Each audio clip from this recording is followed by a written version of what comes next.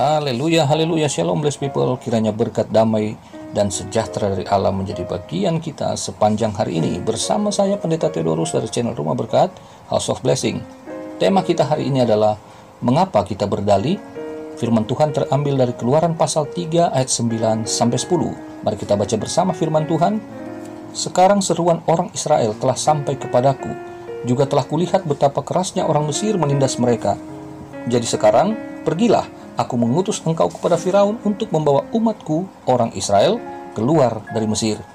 Nah, saudara yang kekasih dalam Tuhan, ini adalah momen di mana Tuhan memanggil dan mengutus Musa untuk pergi ke Mesir demi membebaskan orang Israel, umat Allah. Namun demikian saudara, Musa rupanya tidak langsung mengiyakan Tuhan, tetapi ia berdalih sampai 5 kali sehingga Tuhan murka kepadanya. Nah, mengapa Musa berdalih? Mari kita bahas satu persatu, dan marilah kita renungkan juga dan bertanya pada diri sendiri, apakah pertanyaan kepada Musa tersebut pernah terjadi juga pada kita ketika kita tahu bahwa Tuhan memanggil dan mengutus kita untuk menjadi alatnya? Mari kita renungkan bersama. Dalih yang pertama, ada 5 kali Musa berdalih ya. Dalih yang pertama, Musa merasa tidak layak, di pasal 3 ayat yang ke-11. Ini dalih yang dapat dimengerti, masih terdengar rendah hati saudara. Dan memang kita harus rendah hati ya, tetapi jangan dipakai untuk ngeles kalau Tuhan panggil ya saudara. Nah, kemudian Tuhan memberikan jaminannya sebagai jawaban kepada Musa, yaitu di pasal 3 ayat yang ke-12. Bukankah aku akan menyertai engkau? Nah saudara, ini mengingatkan saya pada vlog saya sebelumnya, serial tentang Yusuf, yaitu ketika Yusuf ada di rumah Potifar dalam Kejadian pasal 39 ayat 1 dan 2, dikatakan di sana Tuhan menyertai Yusuf sehingga apapun yang Yusuf kerjakan Tuhan buat berhasil.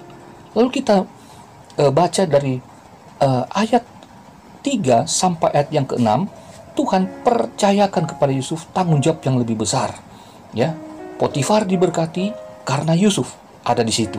Nah, ini kemudian dapat kita lihat perbedaannya dengan Musa.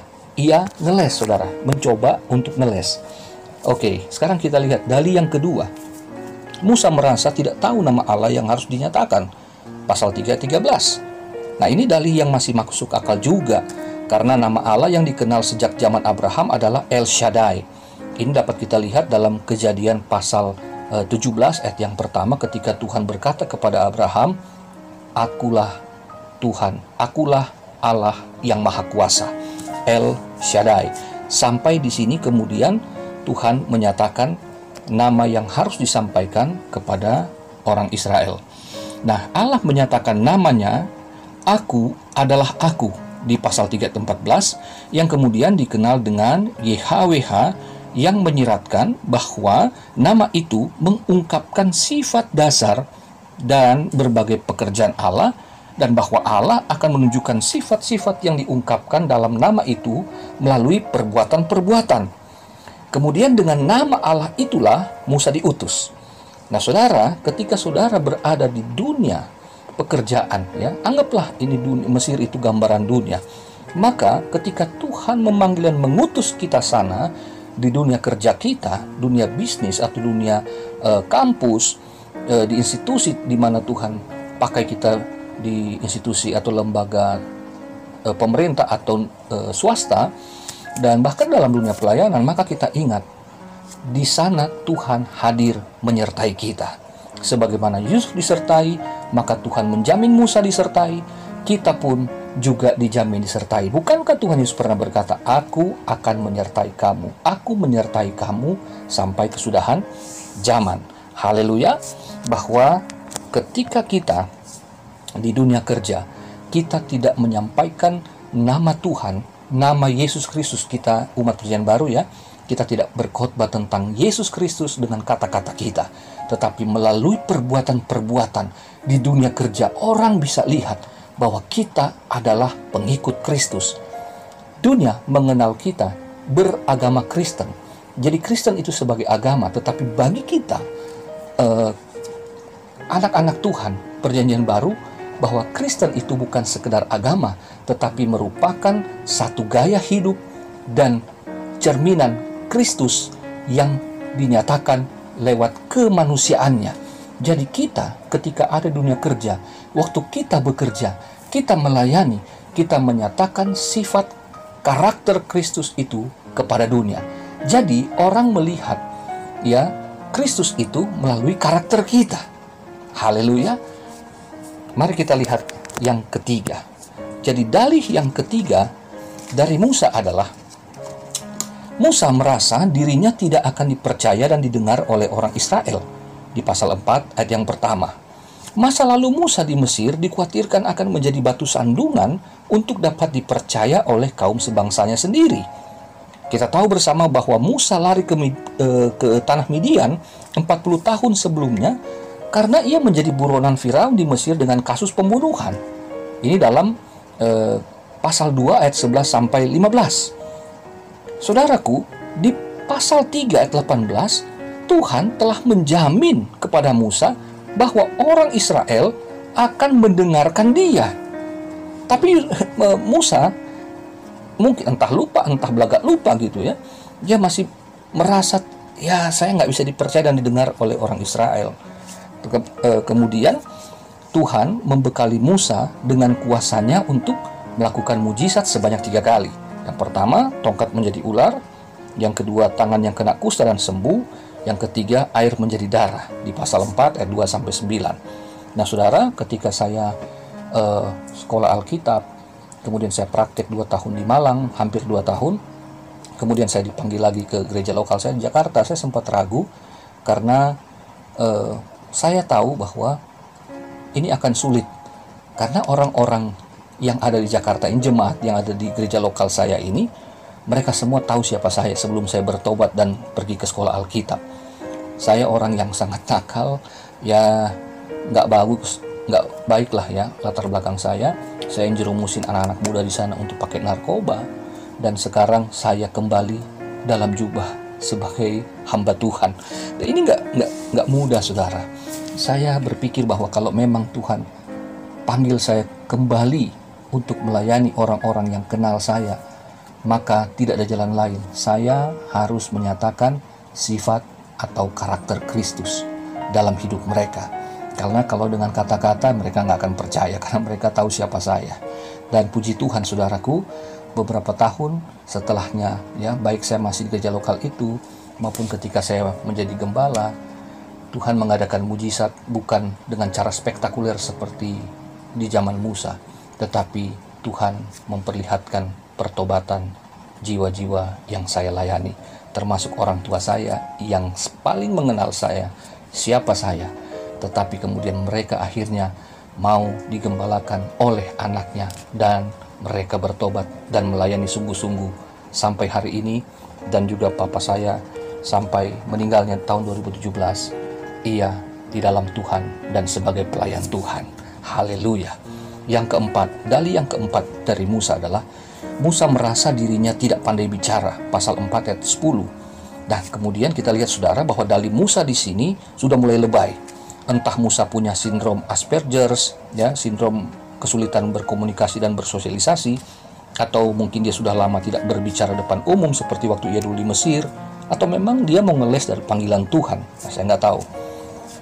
Kemudian Tuhan mengingatkan Musa bahwa dialah Allah pencipta manusia lengkap dengan organ mulut. Dia bisa bicara. Bahkan orang buta, orang bisu pun Tuhan bisa sembuhkan. Nah, ini kemudian dinyatakan Tuhan kepada Musa untuk meyakinkan dia di pasal 4 ayat 11-12. Nah, kemudian berhubungan dengan ini kita maju di alasan yang kelima, ya, dalih yang kelima. Kemudian Musa merasa dirinya bukanlah orang yang tepat di pasal 4 ayat 13. Nah, kemudian kita lihat saudara bahwa dalih ini udah kelewatan banget. Gak heran Tuhan murka sama dia. Tetapi saudara, di balik murkanya Tuhan tetap menunjukkan kasih karunia-Nya kepada Musa. Tuhan rupanya telah menyiapkan Harun kakaknya Musa untuk menjadi juru bicaranya di Mesir. Pasal 4 ayat 14-16.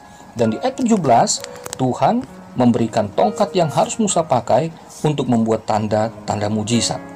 Jadi saudara, ketika kita bekerja, melayani dalam dunia kerja kita, mungkin kita tidak pandai bicara ya untuk menyatakan Kristus. Saudara, tidak semua orang ditetapkan untuk jadi pendeta dan pengkhotbah atau penginjil, tetapi kita bisa menjadi penginjil dalam dunia kerja.